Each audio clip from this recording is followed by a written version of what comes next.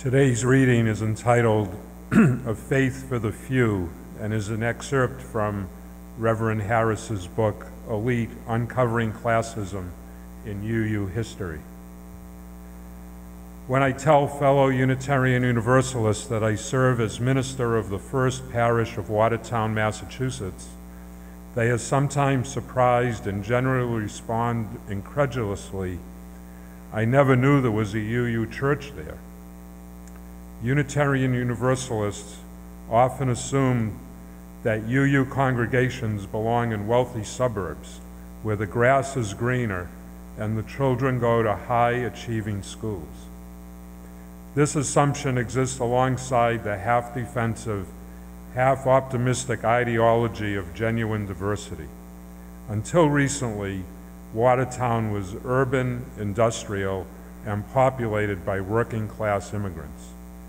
While it is still densely populated, its proximity to Boston has helped the real estate market put a Watertown address out of the price range for most working-class people today.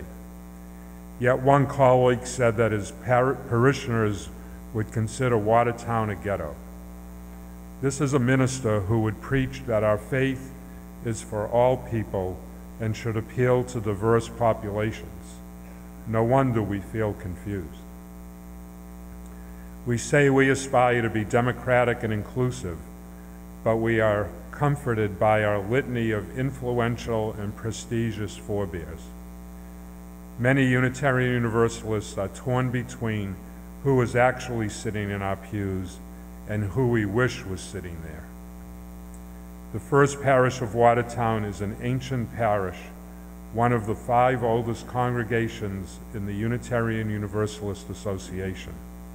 It was founded in 1630 by Puritans, a band of white Anglo-Saxon Protestants and their descendants who helped form many congregations that eventually became the nucleus of an established church whose membership exerted enormous economic, political, social, and educational influence in Massachusetts. Then, starting in the mid-19th century, the demographic character of Watertown, like other WASP communities, was transformed.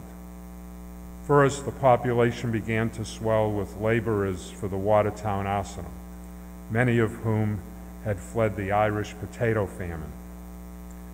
Then Italians were added to the new ethnic mix. Soon, wave after wave of Armenians fleeing the Turkish genocide found employment at the Hood rubber factory. A substantial Greek population joined them, and Orthodox churches started to appear on the landscape. As Watertown became more industrial and urban, its most venerable institution, the Unitarian Church, began to decline. The values of diversity and inclusiveness that UU celebrate today did not exist in the mid-20th century. Unitarians led the march to the suburbs. By 1966, when the Reverend David Rankin was called to serve his congregation, he found an old gray ghost atop the rising knoll on Watertown's Church Street, with 12 to 14 people attending the worship services. Almost every aspect of church life had disintegrated. In an unprecedented action by Unitarian standards, Rankin went door to door, giving literature to 6,000 families and talking to hundreds about the liberal message of Unitarian Universalism. This evangelical approach worked, at least temporarily. Former Unitarians came back to church, along with ex-Catholics and even a Muslim. Yet it was not enough to save their Gothic edifice. The walls of the meeting house had holes, and the floorboards gave way when walked upon. In 1975, it was torn down, and the congregation moved next door to the parish hall, where it eventually grew and today flourishes. At least for now, the congregation is assured of a continuing existence. At the First Unitarian Church of Worcester, Massachusetts, the Reverend Tom Shade delivered a sermon that proposed that every church community is working through one central issue. For his congregation, that issue was, how should well-educated, sophisticated, and generally prosperous people conduct their religious lives in the changing circumstances of Worcester? Worcester is generally perceived as a working-class industrial city, yet the people Shade finds in his church reflect a different socioeconomic and educational reality. The church may be in a mixed community, but the membership is drawn largely from the upper middle class. Does a liberal faith only appeal to a narrow segment of the population, a liberal, economically comfortable, well-educated elite, or is it that simply a self-fulfilling prophecy? Many Unitarian Universalists believe the stereotype that we are only educated suburbanites, but it is clearly not true. My wife grew up as one of 6 children in a family that struggled to survive economically, yet she is a born UU, and so is her mother. Many Unitarian Universalists live in marginal economic circumstances or do not have college educations. Yet looking back at the Unitarian and Universalist past, we see that the stereotype has old and very real roots. Fortunately, our history also shows us that liberal religion can reach beyond the elite.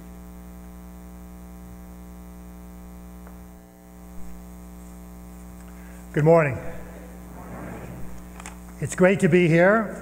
I'm also very thankful after hearing about the disappearing minister skit that you did not choose today to be that particular Sunday. Although perhaps it explains where Nathan and Heather are this morning. Who knows?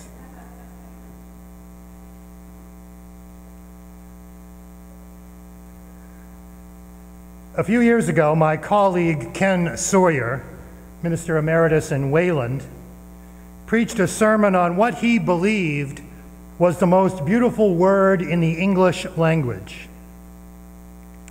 It's an intriguing exercise. What would you choose as the most beautiful word?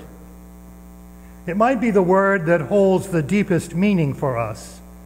And in fact, the 5 winners on an internet survey were mother, passion, smile, love, and eternity.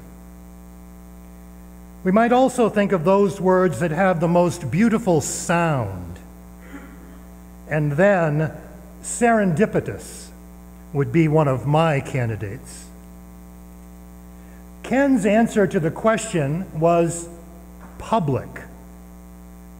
He went on to say, I want things to be public as much as possible.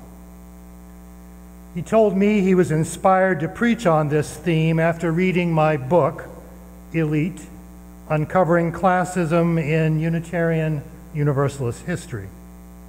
He said he wanted to sing the praises of the notion of public, such as in library, versus the idea of private, as in the Boston Athenaeum, a private library for members only, which revoked the membership of Lydia Mariah Child after she published an abolitionist work, an appeal in favor of that class of Americans called Africans in 1833.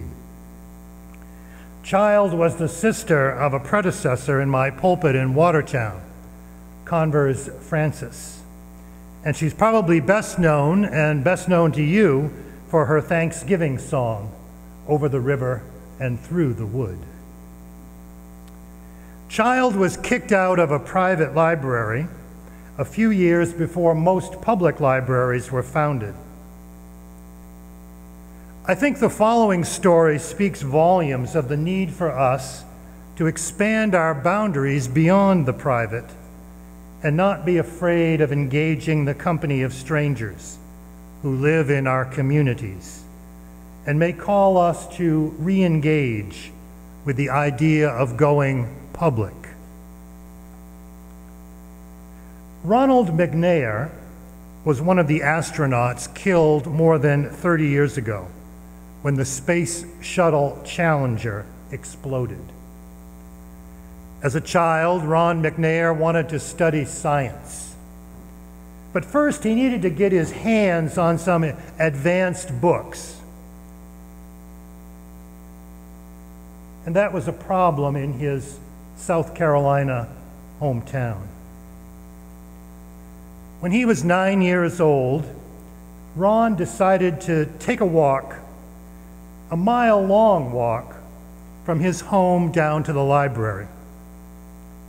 Now, the library was indeed public, but not for black folks in 1959. When he walked in there, all the white folks were staring at him and saying, "Who is this Negro?" He politely positioned himself in line to check out his books, but the librarian was indignant. "This library is not for coloreds." He said, "Well, I'd like to check out these books." She said, "Young man, if you don't leave this library right now, I'm going to call the police." But he courageously just propped himself up on the counter and sat there and said, "I'll wait." Well, the librarian did call the police and also McNair's mother, Pearl. Fortunately, the policeman convinced the librarian to give the boy the books, and he did not end up in jail. And then he continued to reach beyond barriers of exclusion and one day became an astronaut. After his tragic death, the South Carolina library of his segregated childhood was named after him. McNair helped transform our public life by succeeding in his own dream. And even in death, his vision lives on. In the library, where everyone is now welcome. All right, so I want you to reflect on that word public for a moment. If I were to say the word public, what noun would it modify? Restroom? Square? School? Discourse. Oh. Perhaps you went to public school, or you ride to work on public transportation. You used a public restroom, or you walked in a public garden, or maybe you ran for public office, or you were a public employee, or even took to the public square to demand your freedom or to protest economic injustice. Public is about everybody, access for all, equal, equality and freedom. Equality and freedom, which might also be among the candidates for the most beautiful words in the English language. And then there is public pool. I never swam in a public pool until I was an adult. When I was in elementary school, my parents built an in-ground pool about at the same time as the Beverly Hillbillies was a smash hit on television. Anyone remember this show? My parents loved that show. They especially identified with the rags to riches Hicks in that show, I think because that's what they felt they were. And they now enjoyed their own cement pond. Well, I loved our cement pond too. It's where I learned to swim. But it was also apparent to me that it set us apart from all of my classmates in public school. The pool was a symbol of my parents' economic success, but it was also a place where we could limit the guest list. We did not have to mingle with the great unwashed masses. However, there were many family conflicts over the right to go to the nearby lake where all my friends were hanging out. Why would I ever choose to swim in that filthy little body of water? My overly protective mother would say. She wanted to keep me from the bad influences she imagined existing at the lake, which was public. Rowdiness, liquor, drugs, and girls. But it was all those intriguing experiences that would help me engage with life, such as meeting new people, learning to make good choices, and being responsible, that were missing from my life. I loved that pool. I loved that privilege. But I also hated it because it kept me from enlarging my experience of the world. Last fall, I went to Atlanta for a family wedding. On Sunday afternoon, as we were riding to our destination on the subway, I noticed that we were the only white people on the train. It was clear that only poor people were riding on public transportation that day, and everyone else was driving. It's also clear to me sometimes that many liberals I meet like the idea of being public better than the actual practice of it. Yet, being public reminds us that engaging with others deepens us educationally, socially, and spiritually.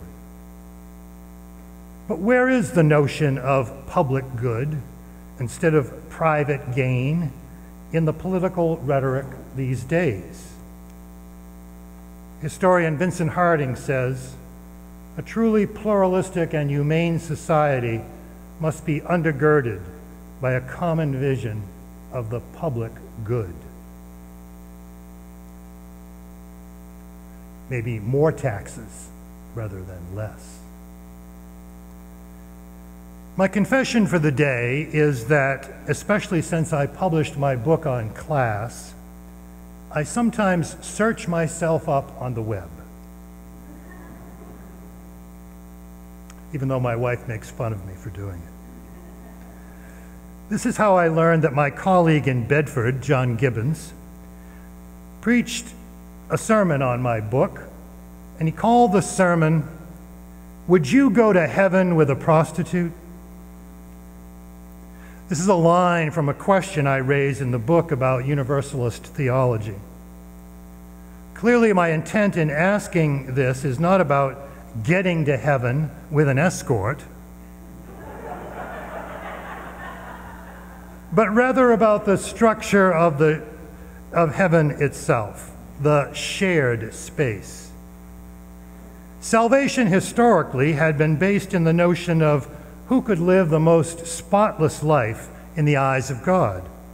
The best were saved, sometimes interpreted to mean those who had achieved the most financial or social or even educational success. Universalists believed our purpose was to become more loving, and that indeed God's love would enfold us all, prostitutes as well. It was a classless heaven or a public heaven, where there was a place for everyone. When someone knocked on the gates, St. Peter did not ask, "What do you do for a living?" Or "Do you own your own home?" Or even, "What college do your children attend?" A frequent question that I encounter. Now, interestingly enough, I attended an exclusive college, and what diversity we achieved there was largely engineered. My sons, two of them, attend state schools, and guess what? The cheaper price tag means there is more actual diversity and enriching of their experiences by being with other ethnic groups and classes of people. In a universalist heaven, there is an assumption that you belong there, rather than a judgment or presumption, such as, only an educated person would get this faith. Others are too stupid. This was a lesson the Universalists tried to impart to their Unitarian siblings, but it was not easy. Together, we developed a theology that calls us to live out a faith that is truly welcoming to all. But the question remained, how do we achieve that heaven on earth? In these difficult times, we look to the church as a place of refuge. We think, here I can get away from the world and bring all my troubles to lay on the altar of quiet support and understanding. Here also, we sometimes refer to the community as a family, or as a place we can have intimate connections with others and find spiritual nourishment through sharing of feelings. Yet there is something limiting about this. While we all need people with whom we share values and who care for us, what challenges us the most is new experiences with new people. That's how we grow. It's easier and more comfortable to be personal, but it also limits our growth as people and communities. Parker Palmer and others have suggested that our culture idealizes intimacy and leads us to withdraw from the public life. What happens is we end up caring for our own, but we lose all concept of a larger beloved community. We don't learn to live in the company of strangers. Our family is people like us, and so we end up not growing spiritually because we're only sharing among ourselves and fail to offer hospitality to the stranger. One piece of advice that is often conveyed to young couples who are about to marry is this: don't enter this marriage thinking you are going to change your partner. People don't change. We hear it's a mistake to say, oh, they may not want children now, but they will think differently once they are married. The perceived wisdom is that this is a false assumption, because they are who they are and will stay that way, despite all their partner's efforts to change them. Love them for who they are, we say. They're not likely to change either their unwillingness to save money or want children when they are already lavish spenders and enjoy the childish life. This is a view of marriage that each partner will essentially stay the same person, and the person they marry won't change that. However, it's also true that different people do bring out different parts of us. If the person I love is a stickler for being on time, for instance, I can change my ways. And in fact, I did. So while I may never have been on time before I was married, I could see the error of my ways in how that can be disrespectful of my partner. And voila, I can and did change. I'm never late anymore. In some respects, both people are right. We do remain the same person in many ways. but when we enter new relationships, we are changed. In some ways, we are partners who grow together, and we make compromises to find common ground. People we care deeply about make an impact on us. Change can happen. We can be changed or transformed by connecting in new and deeper ways to the relationships we have and to the life source we all share.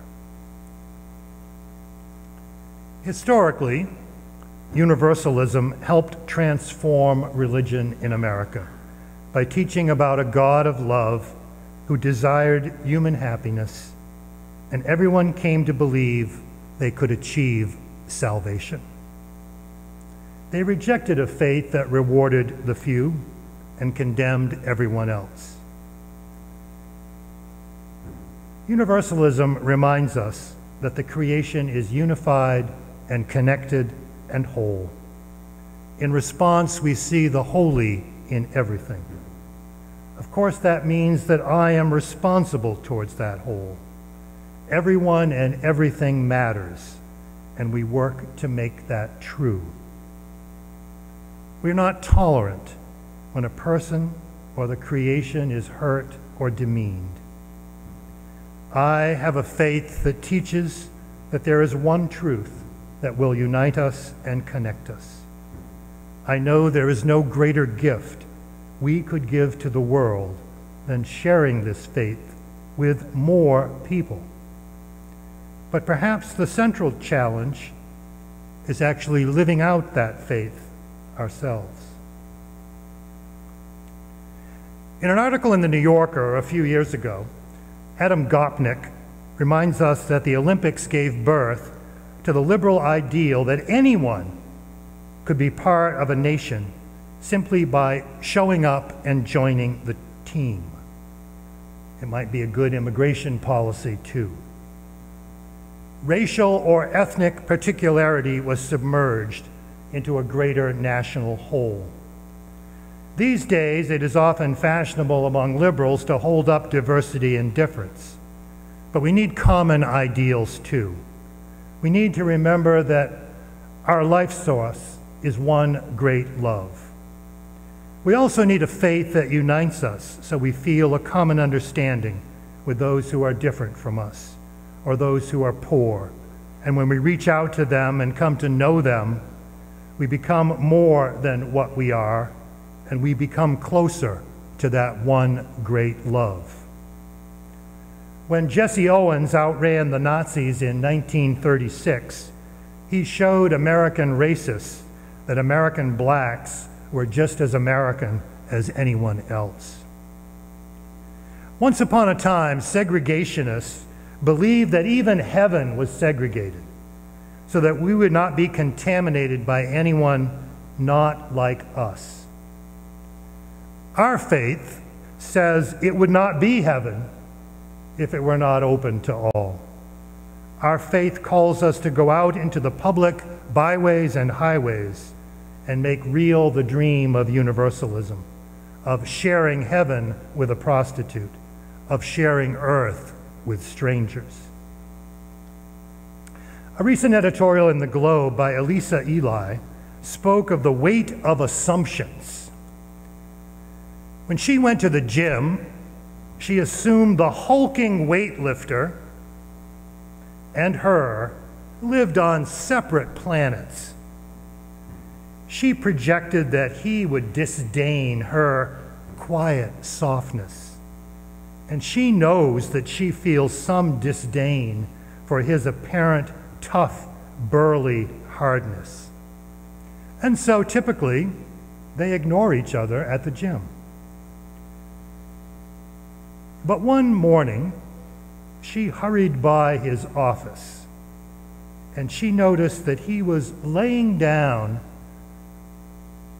on a dog bed, cuddling the oldest dog she had ever seen. The dog was making mournful sounds, but the weightlifter was softly reminding him that he was there for him, with words of love and strokes of care. It turns out, Eli discovered, that the weightlifter was not merely muscles, but he was soft caresses too. Can we emerge from our liberal shell and meet the stranger? That would be the first thing that would extend our class consciousness. Margaret Fuller, the great transcendentalist, was once told by her father that her reluctance to go among strangers cannot too soon be overcome. And the way to do that is not to stay home. One continuing liberal problem is that we only talk to ourselves. In Watertown, we are in the middle, I guess like you, with your disappearing ministers, we're in the middle of our annual pledge drive. They have had a series of circle suppers in private homes, and they have guided conversations. I recently received the reports from the conversations at the suppers. I'll share with you one thing that came out of the suppers. A discussion ensued as to why we would want to be more self-promoting in bringing attention to our church, as self-promotion is not consistent with what we perceive as our UU values. Of course, this raises the question, will we ever share our good news with others? We need to get outside of our circle of relationships, our circle of friends, our news groups. The book of Hebrews counseled the early Christians, let love continue.